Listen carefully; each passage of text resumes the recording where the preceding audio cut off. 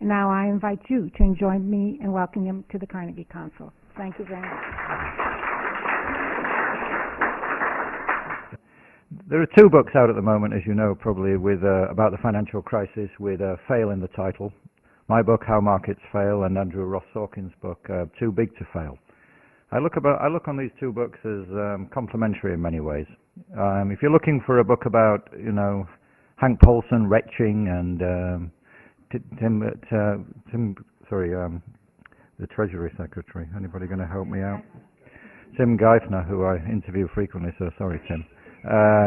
Running around Wall Street at 6 a.m. worrying about what he's going to have for breakfast, then you should read Andrew's book, which is a very good narrative.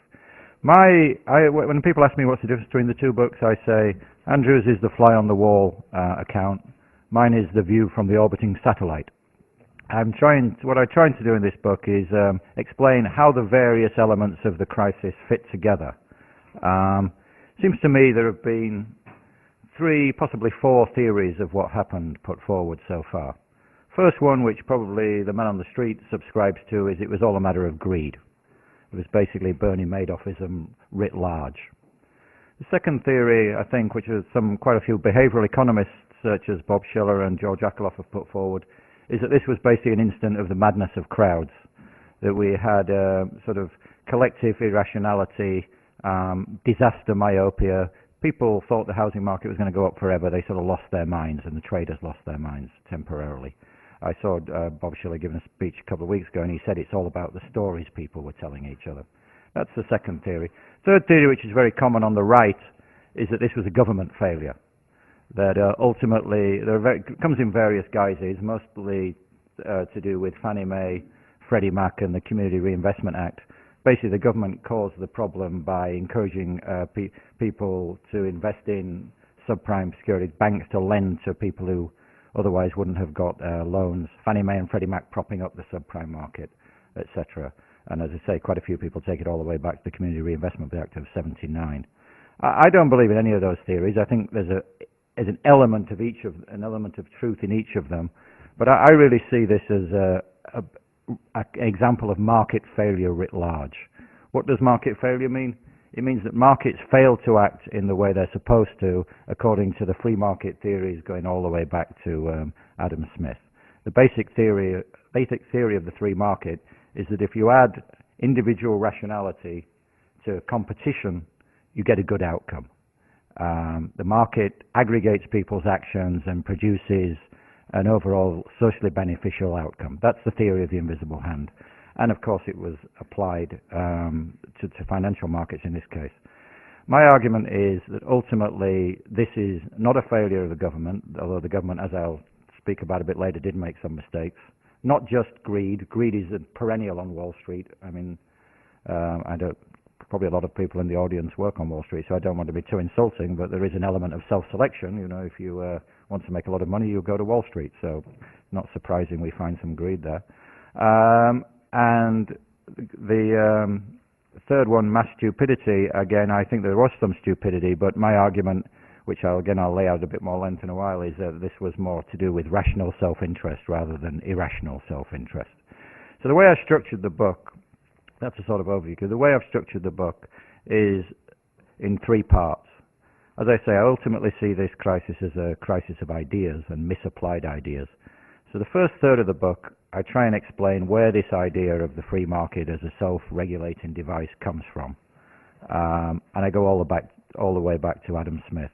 And I probably am the only person in the room who has actually read The Wealth of Nations. I'd never read it, even though I've been writing about economics for 20 years, I can honestly say I'd never read it front to back before then, although I've recently referred to it. But it's a very long book. In this case, I did actually go back and read it all. So I take it back to Smith, and I'm not making a wholesale critique of the free market. This book is not meant, as I say in the introduction, I'm not saying we should resurrect Gosplan or switch to some other system completely. My argument is free markets are all good in their own place. And as I try to point out in the first third of the book what the strength of the free markets is. And it's been elucidated in all sorts of ways since Smith, but I think the basics are there in Smith. One is the division of labour. People specialise in what they do best. Going back to Adam Smith's famous pin factory, where if you have one guy trying to make pins by himself, he may make 1 or 2 in a week. If you put 10 each doing specialised tasks, one cutting the metal, one sharpening, one attaching the heads, suddenly they can churn out thousands in a week. Free markets encourage specialisation. That leads to big productivity growth. The second and very desirable aspect of free markets is they encourage innovation. If you innovate and produce something which people want to buy, you generally make a profit, at least for a while. If you produce shoddy products or bad products people don't want to buy, you go out of business. So there's a feedback mechanism. If you do well, you're rewarded. If you do badly, you're punished. Most other economic systems, like feudalism and communism, lacked that basic feedback mechanism. So if you add those two things together, the division of labour and this feedback mechanism, you've basically got a machine for productivity growth. And that's incredibly important. If you go back, the other person I went back and read was Malthus. You go back to when Smith was writing, and just after that, people really thought, Malthus wasn't an outlier. A lot of people thought like him that there was going to be mass starvation with mass population growth. Why didn't it happen? Because productivity grew faster than the labour force. And it's based in, as I think the specialisation and innovation in the free market. The third very desirable aspect of free markets is you don't need a central planner. The market is the market is a coordination mechanism. When you think about that, we take it for granted, but if you think about the tens of millions, hundreds of millions of people just in the US, billions of people around the world, each going out to work every day, produce goods and services, who tells them what to make? Who tells them how much to make? It's the market that tells them. There's a price system. They react to the price system. Attempts have been made to supplant that with a sort of indicative planning in Europe, with straightforward planning in the Eastern Bloc. None of them work for very long. They can work in the early stages of industrialization. You get sort of Stalin's 5-year plans. They can ramp up steel production or grain production, but it's not a very effective mechanism for advanced economies. It can't produce the product differentiation, all the different goods and services we want to buy. So that's, as I say, this book is The Economist actually said this book provides a strong argument for free markets, and I think it's true for the first third of the book, in which I take Smith. I then go through various more advanced derivations of it, bringing you up through the Chicago School and general equilibrium theory and lots of other sort of sub-disciplines which will probably only of interest to economists. But the basic ideas were all there in Smith. And most of the stuff since then. Actually, Milton Friedman, to give him his due, was very explicit about this. If you go back and read Capitalism and Freedom or Free to Choose, he says as much as that most of this is in Smith. I'm just sort of updating it and producing some new examples. So that's the first third of the book. And I call that utopian economics because I think the basic good ideas have been misapplied. And I'll explain why in a minute. I think the Chicago School in particular, when they sort of applied these to financial markets through the rational expectations hypothesis associated with Bob Lucas and the efficient markets hypothesis associated with Gene Famer and others, they took these ideas about free markets, applied them to financial markets, and they, in my opinion, because of the speculative aspect of financial markets, you can't apply these theories. When you do, you get into big trouble, as I'll explain in a couple of minutes. So that's the first third of the book. Second third of the book, I try and explain something called reality-based economics, which is just a sort of fancy phrase for not even really heterodox economics, what I would call mainstream Keynesian economics, as I was taught it 20 years ago, 25 years ago in Oxford and at Harvard. There's various I start off with Keynes himself. Again, I was going to say he's unfashionable. He's actually becoming very fashionable. Even some of the Chicago School, including Judge Posner, have come out as Keynesians recently. So until recently, unfashionable Keynes. And I think Keynes' great contribution was this idea that a financially driven economy is different to just a sort of agrarian economy. There's something about a financial system which adds a level of complexity and potential instability to the economy. I spent a lot of time on the so-called beauty contest analogy, which I think is very instructive. And that's the idea that investors, instead of investing on ultimate value basically try and outguess each other. In the 1930s in England, there were beauty contests in use. It was a bit sexist, this story, but I'm afraid that's how it was in the 30s. They'd have a page given over to pretty girls, and the readers had to write in, and you won a prize if you picked the prettiest.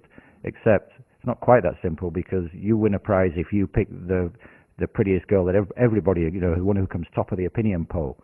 So what are you trying to do when you try to win a contest like that? You're not trying to say who the prettiest is. You're trying to figure out who the girl who the average opinion will think the prettiest. Keynes figured that out, and then he said, well, actually, if you get clever, then there's a second degree. You don't think about the average opinion, what the average opinion thinks the prettiest girl will be. You've got to think about what the average opinion thinks the average opinion thinks the prettiest girl is going to be. And there are third, fourth, and fifth derivations, as he said. And actually, a lot of what happens in financial markets is this sort of approach. If you work on a hedge fund, most of the hedge funds, they've got momentum funds, they've got value funds, but even the value funds tend to be driven by how they think the analysts are going to react to various statistics. It's very much trying to outguess everybody else. So I take you back to Keynes, and then it's not just about financial markets. I mean, the idea of market failure is much broader than just finance. I've got a chapter about spillovers, externalities, global warming, taking you back to Pigou, the other famous British economist, not as famous as he should be, of the early 20th century, which I actually wrote up in the Wall Street Journal a couple of days ago. And Pigou's idea, which again is now a mainstream idea, there's a Pigou Club for Republicans, which Greg Mankiw at Harvard set up. His great contribution was this idea of spillovers or externalities, that the market is very good at measuring private benefits and private costs, but very poor at measuring social costs and social benefits. For example, the classic example, well, I'll give you Pigou's example, is a train, a new rail service, which sets up, say, between New York and Boston. That clearly provides a lot of value for the customers. They can go faster. That's all good. The prices reflect what people are willing to pay. But what about if he was riding in the steam age? There were lots of sparks emitted from these engines and just pieces of fire coming out of the engine. What about if it sets the surrounding woods ablaze? Who pays for that? Well, it's the owner of the field. The market mechanism doesn't give the railway company any incentive to pay that. Now, if you think about global warming for a second, it's exactly analogous. The people who produce the greenhouse gases, the power stations or the SUV drivers or anybody else who burns a lot of carbon fuel, they don't take into account the costs they're creating for, in this case, future generations usually, or maybe some people who are young, maybe global warming will be so serious by 2050. But whatever, they don't take into account the ultimate social consequences of their actions. And what Pigou said is to make them take account of it, we need a tax system, what he called extraordinary restraints.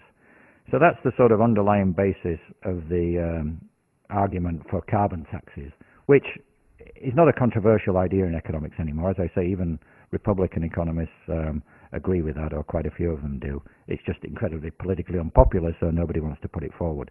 So that's another example of market failure. Then I better speed up a bit because I promised not to speak for more than half an hour. The other examples which I run through are sort of informational problems. If you think about the healthcare, for example, another very topical aspect, the problem with the healthcare system is another form of market failure.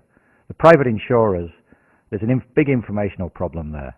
If you try to buy private insurance, the private healthcare insurers don't know your medical history, obviously.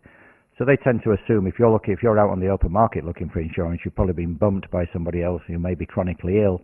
So they're very reluctant to offer individual coverage at reasonable rates. They'll offer you a very extortionate rate, but that's why, unless you've got employer-covered coverage, it's just very expensive. That's an informational asymmetry, as the economists would call it in the jargon, and it's very difficult to deal with. There's another form of market failure called moral hazard, which is if you're insured, you then have no incentive to reduce your costs. So everybody knows that. We get a cold, we say, oh, I need a brain scan. I may have cancer. We're not paying the cost of the brain scan, the insurers are paying it.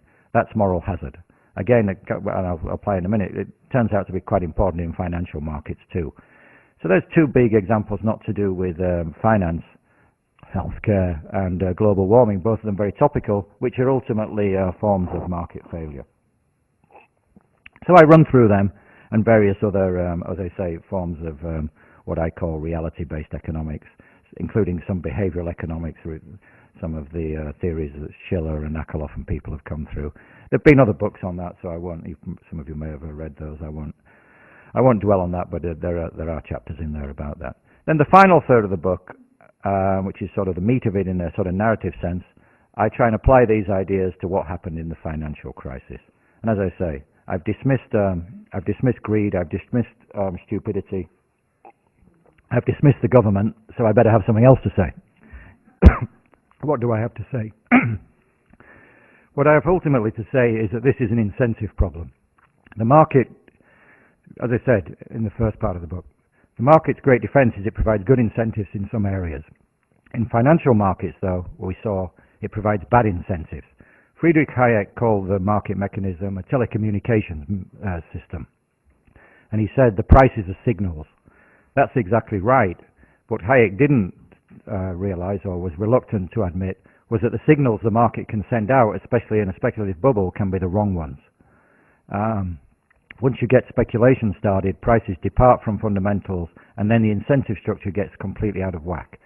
So what I do in the book, I take you, if you think of the subprime mortgage problem, which is obviously underlies all this, I take you through the chain from the people who are buying the houses, the people who are issuing the mortgages, the mortgage brokers, the mortgage lenders, people on Wall Street who are securitizing the mortgages, the people, the investors, the hedge funds and banks, etc., who are buying the subprime mortgage securities, and the regulators, and the credit rating agencies who are rating the bonds. Seems to me, in every one of these cases, the incentive structure was misaligned. If you just think of the people, I won't go through them all, but let's just focus on a couple of them. The mortgage brokers and the people issuing the securities. And the people issuing the mortgages. Why would they conceivably give $300,000 to some guy out of work in East LA who, is buying a house maybe 10 times his income, if he had a job? The answer is, there are two answers. Number one, because of securitization, they didn't think they'd be holding the mortgages. Obviously, in the old days, if you issued a mortgage and you were a mortgage lender, you kept it on your books for 30 years. If the guy defaulted, you were in trouble. If you'd issued that mortgage, you had to explain to your boss why you did. In this case, because of securitization, firms like Ameritrade and Countrywide and all the others, they really didn't give a damn who they were giving the mortgages to, as long as Wall Street was willing to buy them. And for a long time it was. So the mortgage, standards completely evaporated. The famous ninja loans, no income, no jobs, no assets. As long as you could stand up and sign your name, you could get $250,000 to buy a house. And it got to the stage where we're not even sure if you bought it, because they were issuing these things so quickly, a lot of the paperwork was never put through. So in a lot of cases, there's famous cases in Ohio where the judge has thrown out the foreclosure judgments because the bank can't prove that the guy owned the house, because they were too busy issuing mortgages to actually fill in the paperwork. It seems to me, that's an example. Now on Wall Street then, most of the attention's been focused on Wall Street. Why did the banks, all these smart people, get involved in this thing? This is where my theory of what I call rational irrationality comes in. And I think the idea basically is that it was rational for them to do things which they knew ultimately could well turn out to be irrational. The example I use in the book is Chuck Prince, chairman of Citigroup, who obviously has been pilloried from A to Z since the whole thing blew up. Actually, if you go and look at the history of Citigroup, they were far from the worst offender. From 2000 to 2005, they had a home mortgage department, a sort of housing finance for lower income people, but it wasn't one of the big securitization machines. They were lagging behind Merrill Lynch and Countrywide and various others. So much so that in the start of 2005, the board came to Prince, the board of directors, including Bob Rubin, the former Treasury Secretary, and said, look, we're falling behind our competitors. We need to do something, to catch them up. We need to increase our risk profile. We're not taking enough risks. Now, what should Prince have said? Well, obviously, in retrospect, he should have said, you're crazy, it's an august institution like Citigroup doesn't want to bet its future on people who can't afford their mortgages. It's all going to blow up. But there were very few people saying that at the time. And given the incentive structure Prince faced, given the enormous, short-term stock options he had, given that he was judged on a quarterly or an annual basis, and given that he was already under pressure for not doing what everybody else was doing, he would have probably lost his job if he'd have said the sensible thing and said, look, we shouldn't get involved in this. Now, is this my theory of what happened, or is it Prince's theory? I think Prince himself understood the logic of this very well, and actually the one thing I would like to read in the book very quickly is a reference to an interview with Prince in 2007. This was in July of 2007, when the market was already starting to crack. So one of the Bear Stearns hedge funds had got into trouble, I think, and one of the Citi was big in. They were big in subprime at that stage. They were also big in LBOs, which was also starting to crack. Prince went to Japan, and he must have been outside his usual security cordon or something, because the FT managed to catch up with him, the Financial Times, and they asked him a question. And as I said, I should say, 2 weeks before this, it was, in fact, the Bear Stearns hedge funds had lost $3.2 billion, I think it was. So anyway, in June 2007, just a few weeks before Prince's Financial Times interview, as I say, the Bear Stearns hedge funds had blown up. Prince conceded that a full-scale blow-up in subprime could cause liquidity to dry up in other asset-backed securities markets, leaving Citi and other banks saddled with numerous loans of questionable value. Still, he insisted, Citi had no intention of pulling back, he said.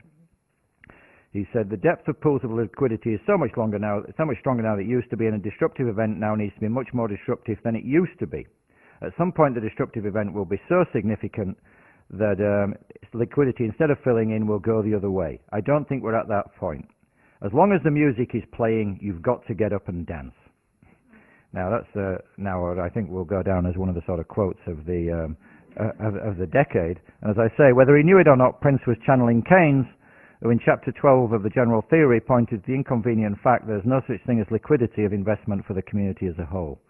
Whatever the asset may be, stocks, bonds, real estate, or anything else, if everybody tries to sell it at the same time, prices will collapse and the market will seize up. Given this possibility, Keynes said, financiers were forced to keep a close eye on the mass psychology of the market, which could change at any moment. And he said, this is the inevitable result of investment markets organized with a view to so-called liquidity, referring back to the quote there. Now, for it is, so to speak, a game of snap of old made of musical chairs, a pastime in which he is a victor who says snap neither too soon nor too late, who passes the old maid to his neighbor before the game is over, who secures a chair for himself before the music stops. These games can be played with zest and enjoyment, though all the players know that it is the old maid which is circulating, or that when the music stops, some of the players will find themselves unseated.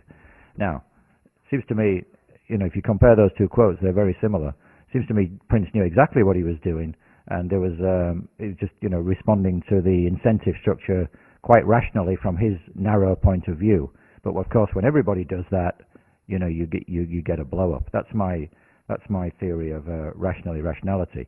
And a secondary piece of evidence to support this, which actually comes from Andrew Ross Sorkin, he was telling me the other day that he was talking to John Mack, the head of Morgan Stanley, and Mack was basically saying, look, we can't regulate ourselves. Somebody else has got to come in.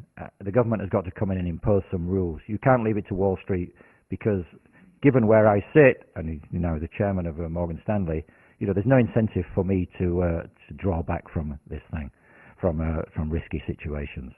So I think the smart people on Wall Street know what happened. They know it wasn't just greed. I mean, that's why I think they're so angry, being pilloried all the time. Now, of course, some of them are greedy, so they deserve some criticism. But I don't think that was the primary force at fault here. So that's my sort of theory of the crisis. Then in the final chapter or two, I just try and take us up to where we are now, and I'll just spend a minute on that, and maybe if anybody has questions, they can ask me more detail on that. Seems to me the government did a pretty good job preventing a return to the 1930s. I think that Fred did a terrible job getting us into this mess by keeping interest rates too long and provoking a speculative bubble. But I think once they realized in the end of 2007 really, that things were really serious, they shifted to pumping money into the markets, reduced interest rates to zero. I think they did a good job. I think Hank Paulson, for all the criticism he gets, did what needed to be done. He screwed it up by first going to this sort of complicated TARP structure where they were going to buy back the bonds, but they pretty quickly realized that that wouldn't float, and then they decided to recapitalize the banks. Very unpopular thing to do, still very unpopular, but I think it did avert a catastrophe. So if you add those two things together, and maybe a bit of kudos for Obama for introducing a stimulus package, which has had, I think, some impact, I think we've successfully avoided the mistakes of the 1930s when the Fed basically let the banks go under. That was Milton Friedman's great insight, and he was right on that. You can't just let the banking system collapse, much as some of Friedman's actual followers in Chicago would like to now. They say, just let it collapse and everything will come back in a few weeks. As I say, I think we tried that in the 30s. I think that didn't work. So short term, I think the government did a good job. Long term, I'm a lot less sanguine. I think the administration has made a strategic error in not trying to reform Wall Street first and focusing on healthcare. Because now we've got the situation whereby the market's coming back, the banks are making a lot of money, they're a lot more cocky, the lobbyists are empowered again, and the sort of political imperative to do something about Wall Street has sort of diminished. It looks like the healthcare is going to take the next, 2-3 months. It's going to be at least the start of the year, possibly the spring before we get on to financial regulation. By then, you're sort of into midterm election season. That means politicians need to raise a lot of money. Who do they raise the money from? They raise it from the banks and Wall Street. So it seems to me even the administration's pretty moderate regulation ideas for re-regulation, which I'll address in question and answer. I don't think they go far enough. But even those relatively modest reforms, it seemed to me, are by no means certain to be put through. If I'd have, and obviously, nobody asked my opinion, but if they had done, I would have done it the other way around and exploited the great sort of revulsion at Wall Street in the public at the start of the year to try and put some reforms through quickly and to keep the laser focus on the economy. Then when you get that through, switch to healthcare. So I think that was a political error on the part of the White House. I can understand why they did it. He'd obviously campaigned on healthcare, but I think they should have pirouetted and gone for financial regulation first. And I think it was probably a political economy error, and we may live to regret it. So that's pretty much all I got to say in a half an hour, I think. I'm happy to answer questions on any aspect of that or anything else I didn't cover. Well, I thank you really very much for making the irrational rational.